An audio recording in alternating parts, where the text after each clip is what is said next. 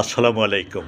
আমি doctor Gazi Taher, DSMS BSB, Dhaka government registered homeopathic চিকিৎসক।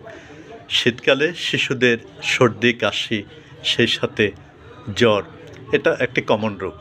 এ নিয়ে দুশ্চিন্তিত হওয়ার কোনো কারণ নেই। শিশুদেরকে হোমিওপ্যাথি চিকিৎসার আওতায় নিয়ে আসুন। অল্প দিনের মধ্যেই এই রোগটি সম্পূর্ণরূপে আরোগ্য হবে। এই ক্ষেত্রে আমি ৩টি হোমিওপ্যাথিক মেডিসিন সাজেস্ট করব।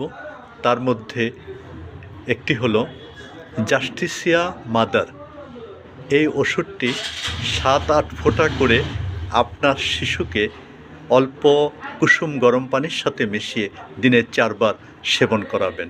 সেই সাথে বায়োকেমিক 3X, অর্থাৎ এই দুটি ওষুধের নাম হলো, একটি হলো ক্যালিমিউর, আরেকটি হলো ফেরাম্পস।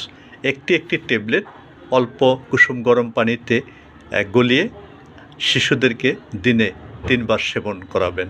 আশা করা যায় ২ থেকে ৩ দিনের মধ্যে আপনার শিশুটি সম্পূর্ণরূপে সর্দি, কাশি, জ্বর থেকে আরোগ্য লাভ করবে।